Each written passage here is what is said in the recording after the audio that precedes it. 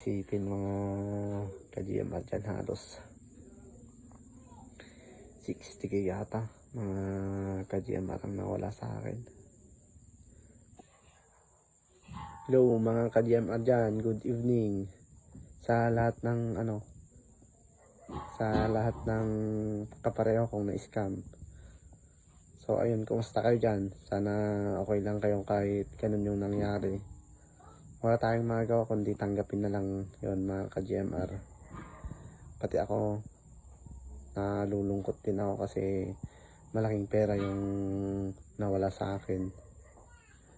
Almost mga 50k pataas or 60 yung nawala sa akin mga ka-GMR dyan, kasi nag-invest ako ng 40 plus, tapos sinali ko pa yung mga kapatid ko VIP 3, hindi pa sila nakabawi mga ka-GMR dyan, pero wala tayong magagawa kundi tanggapin na lang.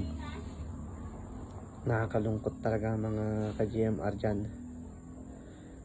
Naawa din ako sa mga iba na binenta yung, may nabasa ako kahapon natin, may nabasa akong binenta yung kalabaw para lang makapag-invest, makasali sa GMR. Tapos may rinenta pa yung mga bagay, yung mga cellphone nila na rin pinarenta para lang makasali sa GMR. Wala ganun talaga.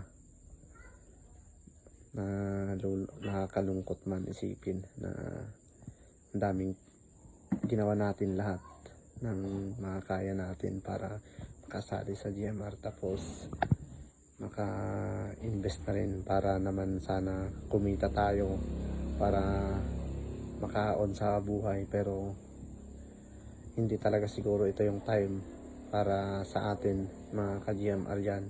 Kaya gawan na lang tayo ng ibang paraan para maging success tayo. Mag-vlog na lang tayo mga boss, or mag-business na lang dyan. I-business na lang natin yung mga pera natin. Mas sigurado pa yon mga ka-GMR. Invest na lang natin sa ibang bagay. Hindi na yung mga online dyan. Kapag may nag-alok sa'yo o sa mga kaibigan mo, kahit kaibigan mo man o kamag-anak mo yan, huwag ka nang sumali. Kasi baka may scam ka ulit. Mas masakit na naman yon mga ka-GMR dyan. Kaya good luck na lang sa ating mga journey. Ako, mag-vlog na lang ako para sigurado pa. Mag-vlog na lang ako para sure ball ba. Kapag yung ate kong isang na-scam, patawa-tawa lang yan, pero deep inside masakit sa kanya. Sa atin mga ka-GMR. So ayun, magbablog na lang ako mga boss. Paki-share na lang tong video na to, paki-follow tong page ko para gawin ko na ng libangan tong page ko na to. Magbablog na lang ako para yun na lang yung libangan ko. Hindi na sa mga online dyan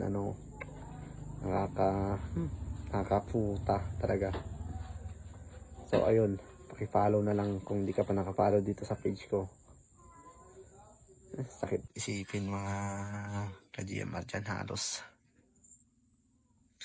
60k yata mga ka-GMR ang nawala sa akin.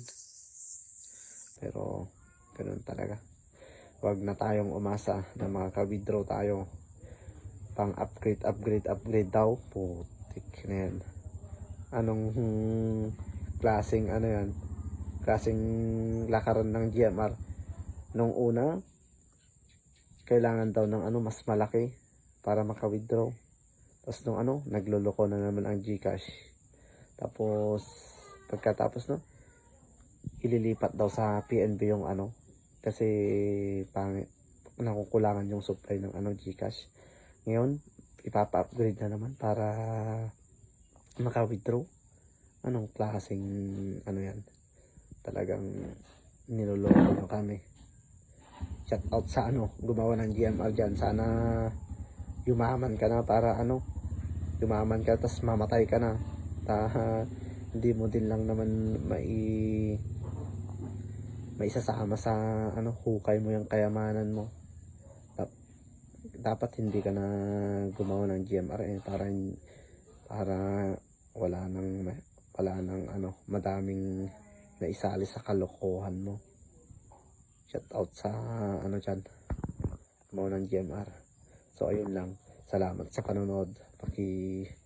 Follow nyo na lang, like and share tong video na to. Salamat.